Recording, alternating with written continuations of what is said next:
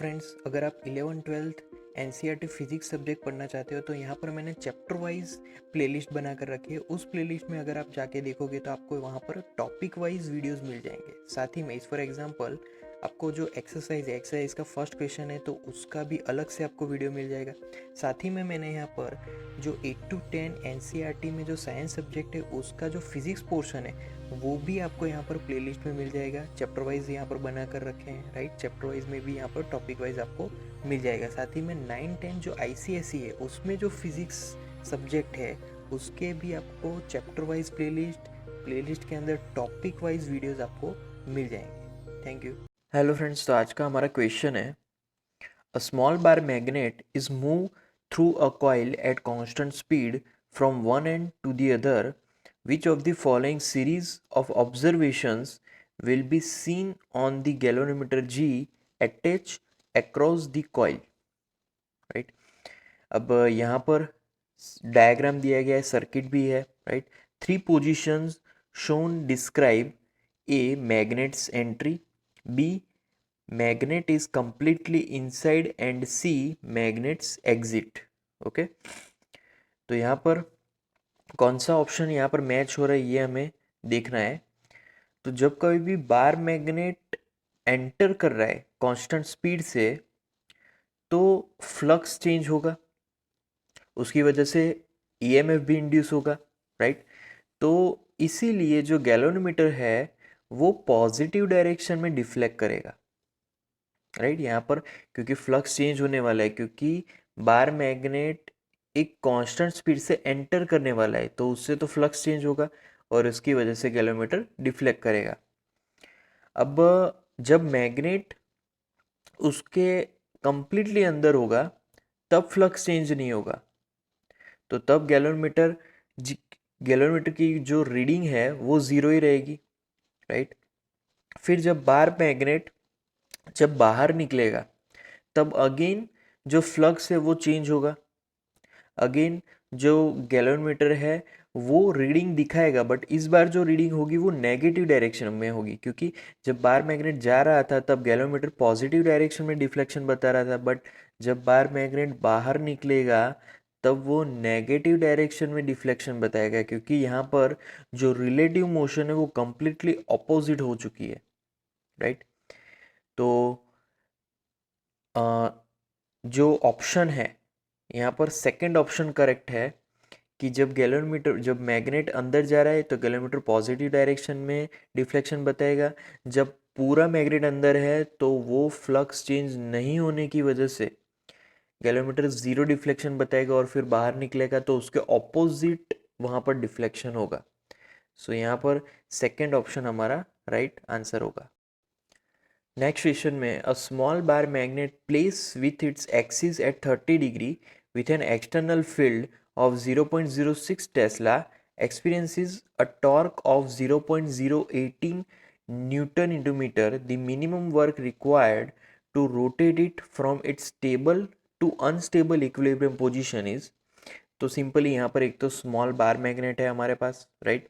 अब उसको एक्सिस से 30 डिग्री पर रखा है और उस बार मैग्नेट को हमने एक एक्सटर्नल फील्ड के अंदर जिसकी वैल्यू 0.06 टेस्ला उसके अंदर फिक्स किया है, उसके अंदर रखा है। अब जब कभी भी दो मैग्नेटिक फील्ड एक दूसरे के साथ इंटरेक्शन करेंगे तब वहाँ पर टॉर्क एग्जर्ट होगा, तो यहाँ पर भी टॉर्क मिल रहा है। तो यहाँ पर हमें फाइंड करना है कि मिनिमम वर्क कितना होगा कि जब उस मैग्नेट को स्टेबल टू अनस्टेबल स्टेट में हम लोग रोटेट करवाएं, राइट। तो पहले तो जो टॉर्क है अगर उसकी फॉर्मूला लिखी जाए तो टॉर्क की फॉर्मूला है tau is equal to M B sine theta, torque की फॉर्मूला, राइट। अब थीटा इज गिवन, टॉर्क भी है हमारे पास और बी भी है, तो उसके हिसाब से हम लोग एम फाइंड कर सकते हैं, राइट। तो एम को पहले सब्जेक्ट बना देते हैं, तो M is equal to tau upon B sine theta, right. Okay, tau tau की वैल्यू होगी यहाँ पर गिवन है 0.018 upon magnetic field is 0.06 sine theta, तो यहाँ पर साइन 30 है, साइन 30 मीन्स 1/2, राइट। तो m after calculation we will get m 0.6 ampere into metre square, right. तो ये हमारा मैग्नेटिक मोमेंट होगा। अब हमें यहाँ पर वर्क फाइंड करना है। वर्क फाइंड करने के लिए यहाँ पर हमें पोटेंशियल एनर्जीज फाइंड करनी होगी, क्योंकि वर्क मतलब कि पोटेंशियल एनर्जी का डिफरेंस, राइट। तो पोटेंशियल एनर्जी की फॉर्मूला होगी U is equal to minus M B cos theta, right. तो ये पोटेंशियल एनर्जी की फॉर्मूला हो गई। अब स्टेबल इक्विलिब्रियम पोजीशन के लिए potential energy, stable equilibrium position मतलब कि उसमें होगा थीटा इज इक्वल टू 0, वो स्टेबल पोजीशन होगी, राइट। तो U1 यहाँ पर मिलेगा माइनस एम बी, क्योंकि कॉस 0 इज 1, तो सिर्फ माइनस एम बी। और U2 अनस्टेबल मतलब कि थीटा इज इक्वल टू 180। तो यहाँ पर cos 180 मतलब -1 माइनस माइनस बिकम प्लस, तो सिर्फ एम बी आएगा, राइट। अब वर्क डन की अगर फॉर्मूला लिखो तो W is equal to delta U, right, मतलब कि U2 माइनस U1, तो is equal to M B minus minus M B. तो यहाँ पर मिलेगा 2 into M B, right, 2 into M B. बस m की वैल्यू यहाँ पर रखेंगे और b की वैल्यू रखेंगे, तो W after calculation we will get W is equal to 7.2 into 10⁻², और यूनिट होगा जूल। तो यहाँ पर फर्स्ट ऑप्शन मैच हो रहा है, so that is our final answer. Next question में given figure shows few data points in a photo electric effect experiment for a certain metal. The minimum energy for ejection of electron from its surface is, तो यहाँ पर एक graph दिया गया है। वो graph एक तो स्टॉपिंग पोटेंशियल वर्सेस फ्रीक्वेंसी का ग्राफ है, राइट। तो यहाँ पर पहले इक्वेशन अप्लाई करें, तो इक्वेशन के हिसाब से h nu is equal to 5 plus stopping potential, right. अब यहाँ पर जो स्टॉपिंग पोटेंशियल है initially Vs is equal to 0, तो nu at that time is equal to 5.5, right. तो फॉर्मूला अंदर वैल्यूज़, ये जो वैल्यूज़ है वो मीन फार्मूला में अगर रखे तो यहाँ पर h इंटू न्यू, न्यू कितना है 5.5, 5.5 इंटू 10⁻14 भी आएगा, क्योंकि यहाँ पर 14 भी है, तो यहाँ पर भी मुझे लिखना पड़ेगा 10⁻14, ओके। तो h nu is equal to, अब 5 एज इट इज़, और ये जो टर्म है वो तो ज़ीरो हो चुके हैं क्योंकि Vs स्टॉपिंग पोटेंशियल ज़ीरो है। अब यहाँ पर 5 को सब्जेक्ट बना देते हैं, तो 5 इज इक्वल टू h की वैल्यू, तो 6.62 इंटू 10⁻34, राइट। फिर इंटू 5.5 इंटू 10⁻14। अब हमें यहाँ पर आंसर इलेक्ट्रॉन वोल्ट में चाहिए, तो मुझे यहाँ पर इलेक्ट्रॉन की वैल्यू से डिवाइड करना होगा, तो 1.6 इंटू 10⁻19, राइट, उससे डिवीज़न हो जाएगा। तो यहाँ पर आफ्टर कैलकुलेशन जो वैल्यूज़ मिलेगी दैट इज़ 2.27 इलेक्ट्रॉन वोल्ट, मतलब कि हमारा जो फर्स्ट ऑप्शन है वो हमारा यहाँ पर आंसर होगा। नेक्स्ट क्वेश्चन में two charge thin infinite plane sheets of uniform surface charge density sigma plus and sigma minus where mod of sigma plus greater than mod of sigma minus intersect at right angle, which of the following best represents the electric field lines for this system? Okay तो यहाँ पर पहले तो जो uniformly charge plates है वो produce करेंगे uniform electric field को।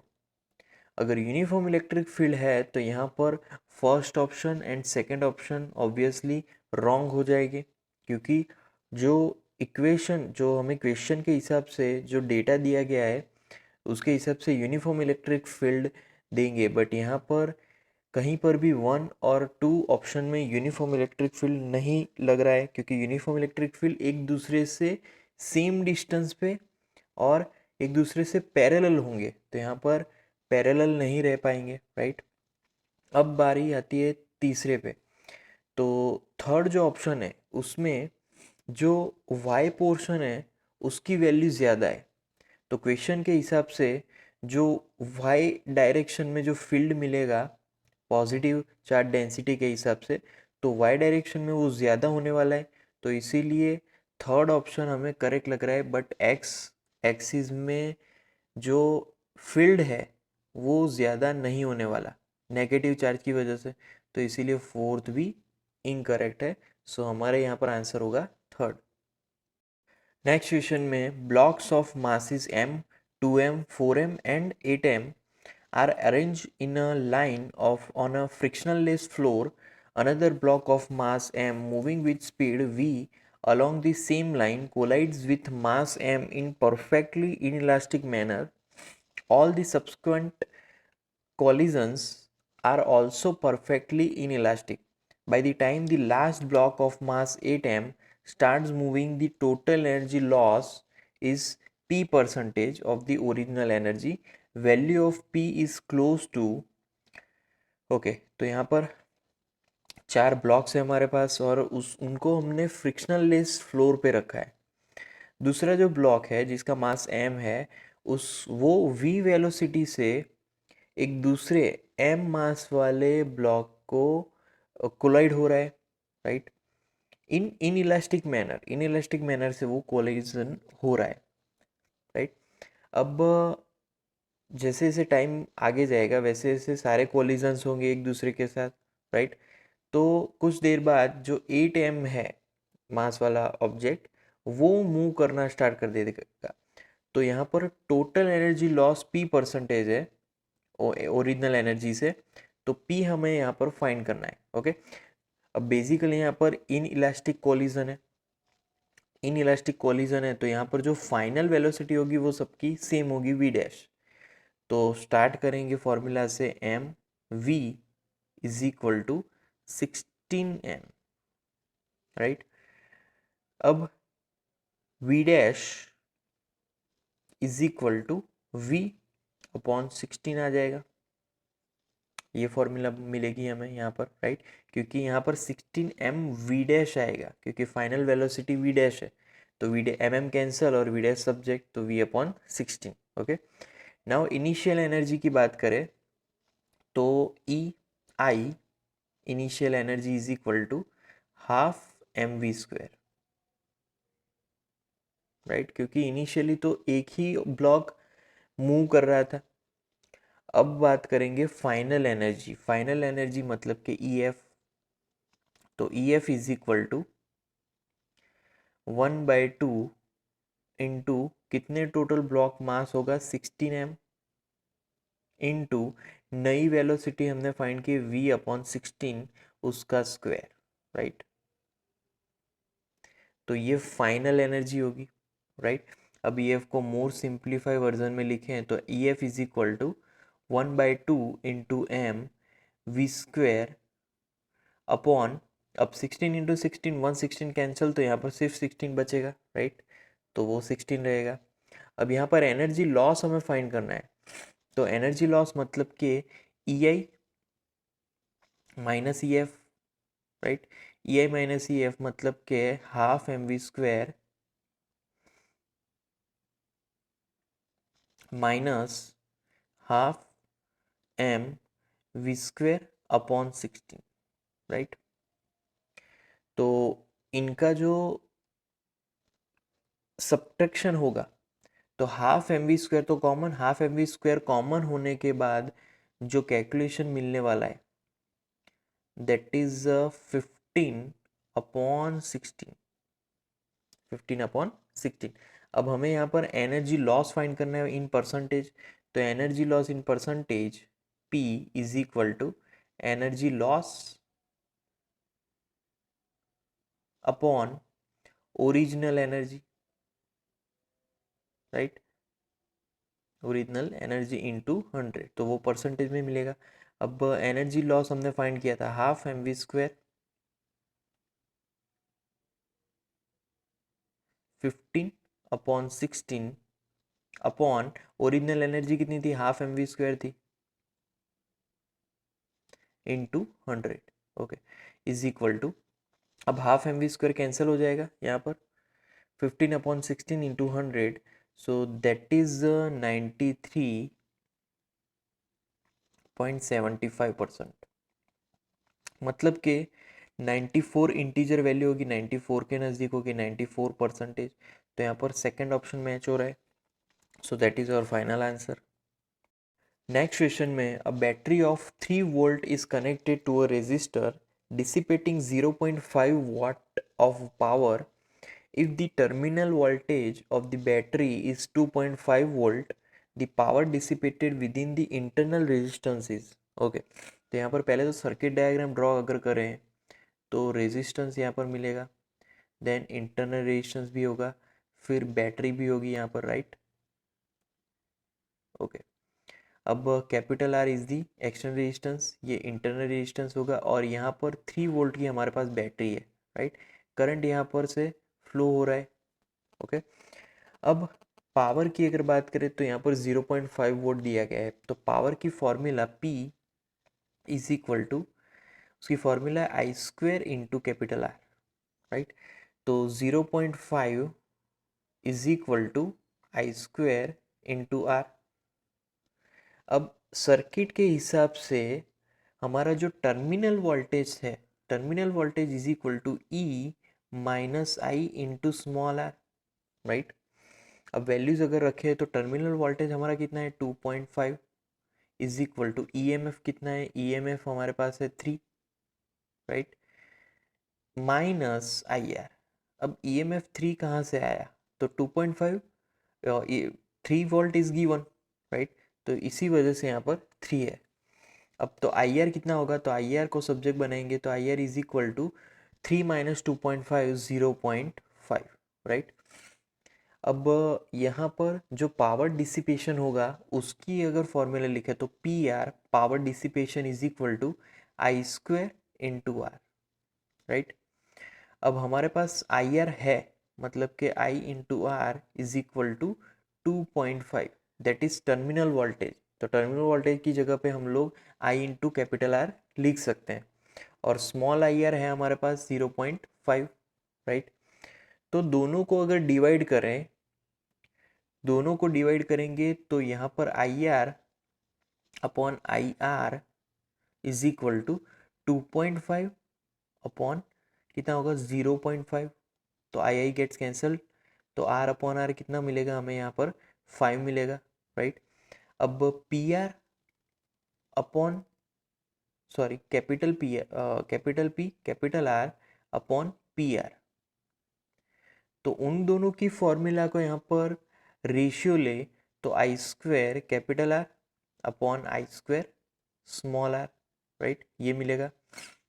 अब यहाँ पर I² तो कैंसिल हो जाएगा, कैपिटल आर अपॉन आर कितना मिला था हमें, 5 मिला था, 5, राइट। तो PR को अगर सब्जेक्ट बनाए तो PR सब्जेक्ट तो मिलेगा P capital R upon 5, right. अब P कैपिटल आर फाइंड किया था हमने, दैट इज 0.5, तो 0.5 अपॉन 5, सो दैट इज 0.10 वाट। तो यहाँ पर इंटरनल रेजिस्टेंस की वजह से जो पावर डिसिपेशन है वो है 0.1, तो ऑप्शन फर्स्ट के साथ मैच हो रहा है, so that is our final answer. Next question में, a beam of plane polarize light of large cross sectional area and uniform intensity of 3.3 watt metre to inverse falls normally on a polarizer, उसका cross section area भी दिया गया है, which rotates about it axis with an angular speed of 31.4 radian per second, the energy of light passing through the polarizer per revolution is close to, तो basically यहाँ पर plane polarize light दी गई है, उसकी इंटेंसिटी है, right. अब वो एक क्रॉस सेक्शन एरिया पे उस हिसाब से गिरती है, उसकी एंगुलर स्पीड भी गिवन है, जो एक्सिस के साथ, मतलब कि जो पोलराइजर है जो रोटेट हो रहा है उसकी एंगुलर स्पीड यहाँ पर दी गई है, तो एनर्जी जो पास हो रही है पर रिवॉल्यूशन वो हमें यहाँ पर फाइंड करना है, ओके। तो पहले तो एवरेज एनर्जी की यहाँ पर मैं फॉर्मूला लिखूंगा, एवरेज एनर्जी, क्योंकि वहाँ पर रोटेशन हो रहा है, तो average energy is equal to I O into A into cos square theta. अब यहाँ पर एवरेज है तो इसीलिए इसको भी एवरेज में लिखना पड़ेगा। अब आई ओ इंटू ए एवरेज में क्यों नहीं लिखा, क्योंकि वो कांस्टेंट टर्म है, उसका average same as it is होगा, कांस्टेंट ही रहने वाला है, राइट। अब कॉस स्क्वायर थीटा की अगर बात करें, उसके एवरेज वैल्यू की बात करें तो स्क्वायर है, तो स्क्वायर में मैक्सिमम वैल्यू 1 होगी, राइट। तो स्क्वायर में अगर मैक्सिमम वैल्यू 1 होगी, उसका हाफ मतलब उसका एवरेज, क्योंकि 1 + 0/2, तो 1 + 0 maximum value and minimum value by 2, तो वो आंसर होगा 1/2। तो अब average energy is equal to I O, तो पहला टर्म है आई ओ मतलब इंटेंसिटी कितनी है 3.3, फिर आता है ए एरिया, राइट, वो है 3 × 10⁻⁴, और फिर आता है कॉस स्क्वायर थीटा और वो है 1/2।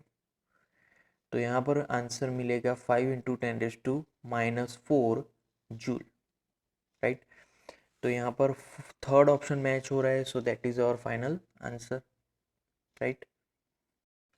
नेक्स्ट क्वेश्चन में, in a compound microscope the magnified virtual image is form at a distance of 25 cm from the eyepiece, the focal length of its objective lens is 1 cm if the magnification is 100 and the tube length of the microscope is 20 cm, then the focal length of the eyepiece lens is okay।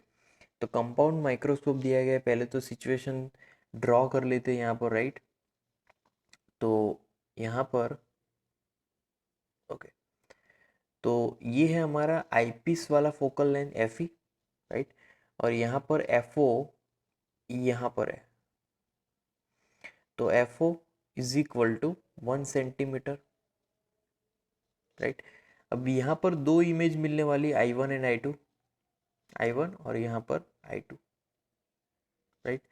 और यहाँ पर जो lens, जो दोनों lens के बीच का जो distance है that is 20 centimetre, right. I2 से जो डिस्टेंस है दैट इज 25 सेंटीमीटर, राइट।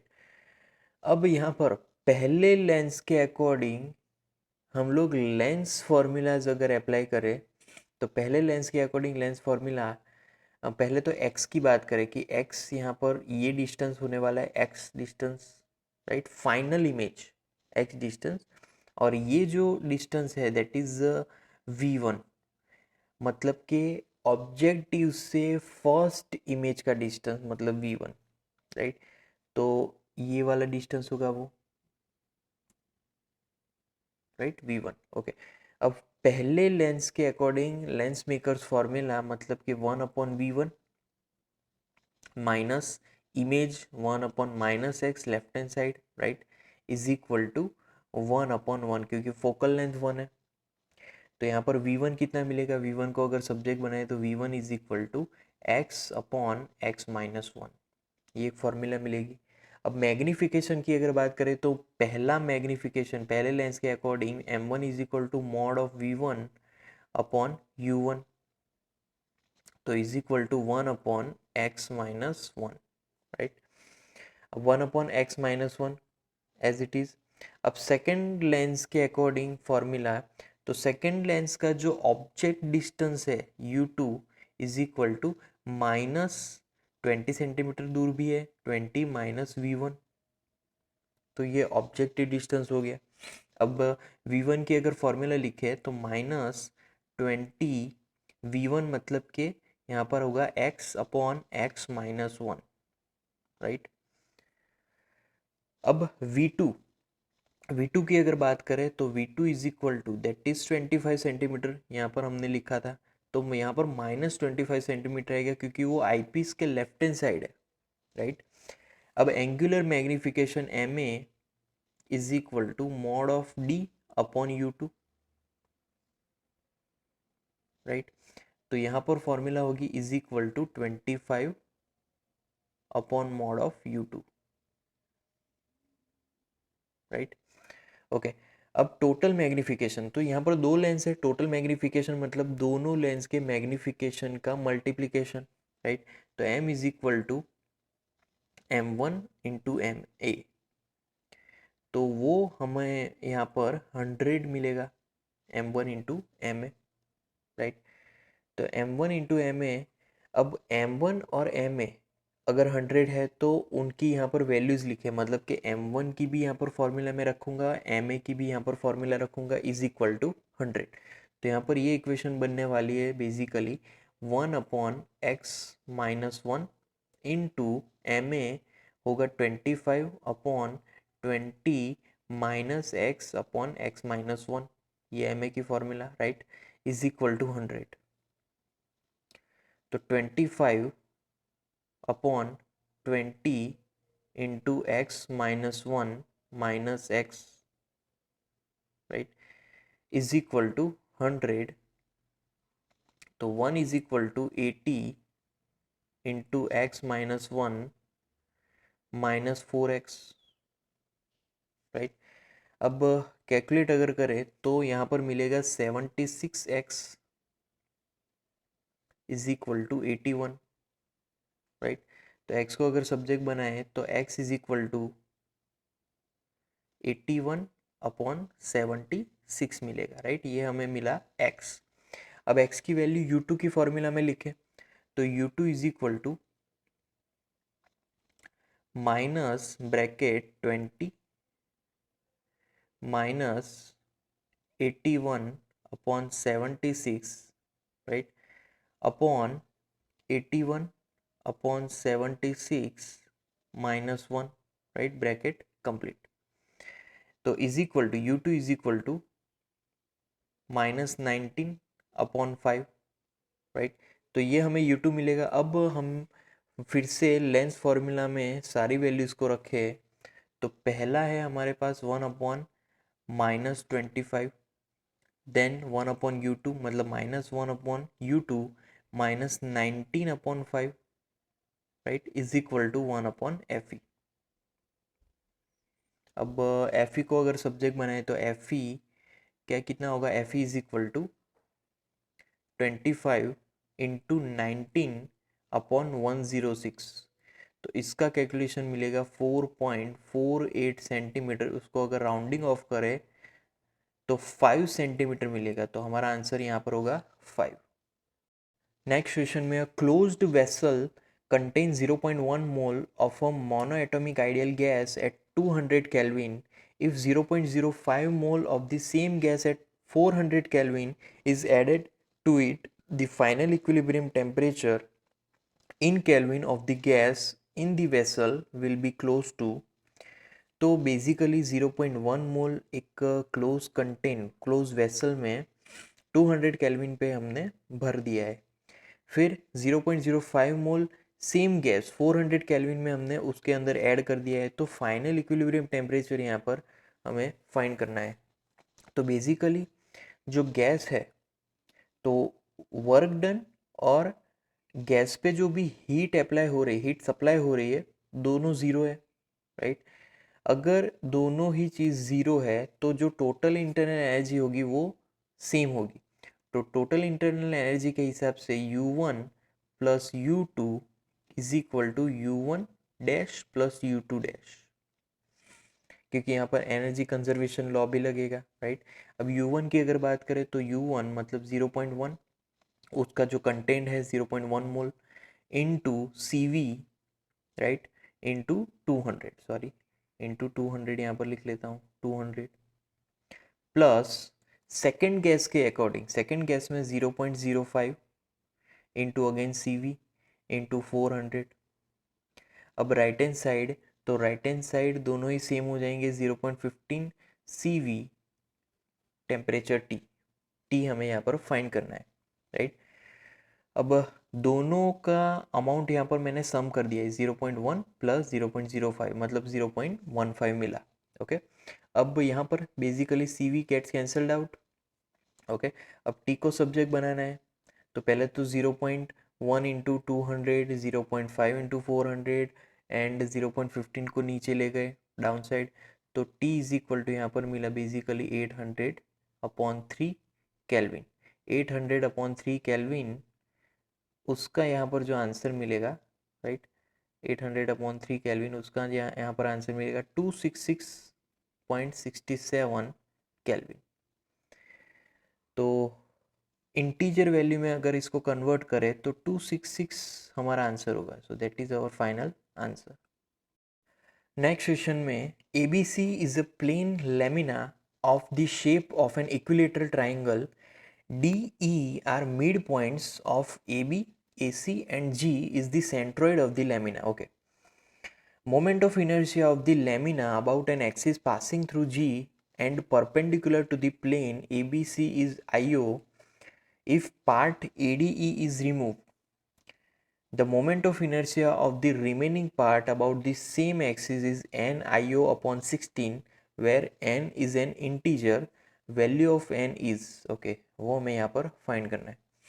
तो पहले तो बेसिकली जो मोमेंट ऑफ इनर्शिया है ABC का, वो अगर हम लोग फाइंड करें ABC का moment of inertia about its centroid, right, तो ABC मोमेंट ऑफ इनर्शिया, तो IO is equal to m/3 bracket A/2√3, यहाँ पर आएगा A/2 into √3, right, bracket square into 3 है, 3 उसके जो वर्टाइसिस है, राइट, तो ये फॉर्मूला मिलेगी, तो इज इक्वल टू m²/12। तो ये हमें मोमेंट ऑफ इनर्शिया मिली ABC पोर्शन के सेंट्रोइड से, राइट। अब ट्राइंगल ADE जो है वो भी एक इक्विलेटरल ट्राइंगल है जिसकी साइड है A/2। ADE मतलब कि ये वाला जो छोटा वाला ट्राइंगल बन रहा है उसकी साइड A/2 होगी, राइट। अब यहाँ पर जो ADE है उसका हमें यहाँ पर मोमेंट ऑफ इनर्शिया फाइंड करना है, बट कहाँ से, तो सेंट्रोइड पार्ट से जो कि G' है, राइट।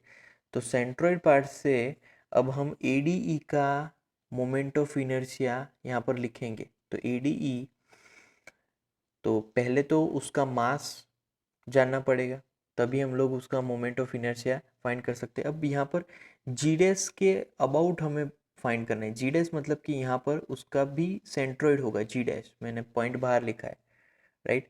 तो ADE के लिए पहले तो मास की अगर बात करें तो m1 is equal to mass होगा m/√3 A²/4, right, into √3/4 into A/2 whole square, पूरी इक्वेशन मिलेगी, राइट।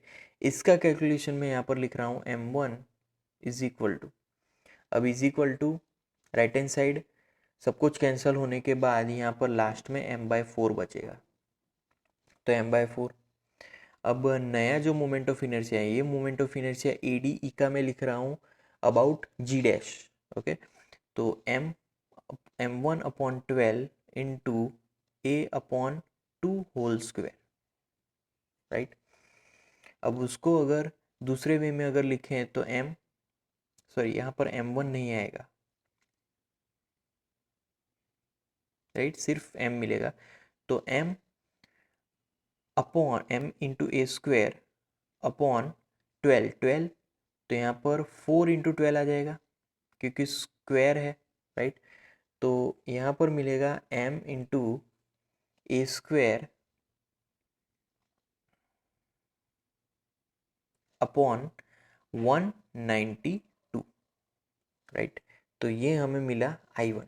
अब आगे डिस्टेंस की बात की जाए तो यहाँ पर सेंट्रोइड पोर्शन था G' टू G का डिस्टेंस, तो G' distance is equal to A/√3 minus A/2√3, दोनों का डिफरेंस लेंगे हम लोग, राइट। तो यहाँ पर मिलेगा A/2 इंटू √3, दोनों का डिफरेंस।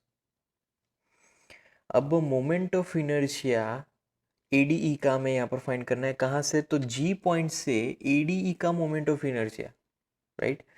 तो G पॉइंट से ADE का मोमेंट ऑफ इनर्शिया, तो I2 is equal to I1 plus M1 into A upon 2√3 whole square, right. तो यहाँ पर I1 मतलब कि MA स्क्वायर अपॉन 192, राइट, ये हमने फाइंड किया था, plus M into A square upon 4 into 12, right. ये हमें फॉर्मूला मिली थी। अब इसका कैलकुलेशन, तो I2 इज इक्वल टू, यहाँ पर मैं लिखूंगा, इसका कैलकुलेशन मिलेगा I2 is equal to 5 square upon 192, right. अब मोमेंट ऑफ इनर्शिया, बाकी का जो पार्ट बचा उसका मोमेंट ऑफ इनर्शिया फाइंड करेंगे। तो moment of inertia is equal to MA square upon 12 minus 5 square upon 192। तो इसका जो कैलकुलेशन होगा वो हमें मिलेगा 11 MA square upon 12 into 16, right.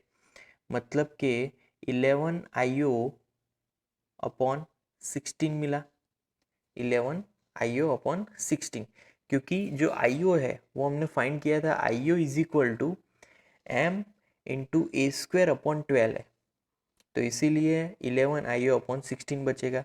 तो अगर इसको यहाँ पर इस इक्वेशन को, जो हमें आंसर में मिला, उसको यहाँ इस इक्वेशन के साथ अगर कंपेयर करें तो n इज इक्वल टू क्या मिलेगा हमें, 11।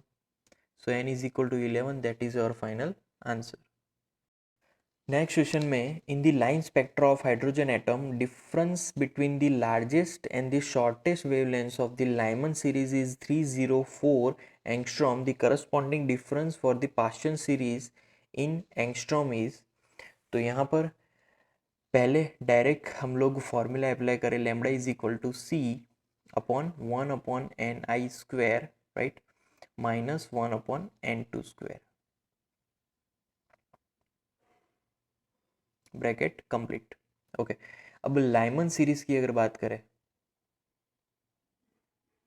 तो लाइमन सीरीज मतलब lambda 1 is equal to C upon 1 square minus 1 upon infinity square. तो यहाँ पर फॉर्मूला मिलेगी 4C अपॉन 3, सॉरी यहाँ पर इंफिनिटी की वजह से जो टर्म है वो कैंसिल हो जाएगी, तो इसीलिए यहाँ पर C बचेगा, क्योंकि 1/1 स्क्वायर 1, तो यहाँ पर सिर्फ C बचेगा। अब lambda two is equal to, okay, Lyman series में ही, तो C upon 1/1 square, right, minus 1/2 square. So यहाँ पर हमने मैक्सिमम और मिनिमम फाइंड कर रहा है।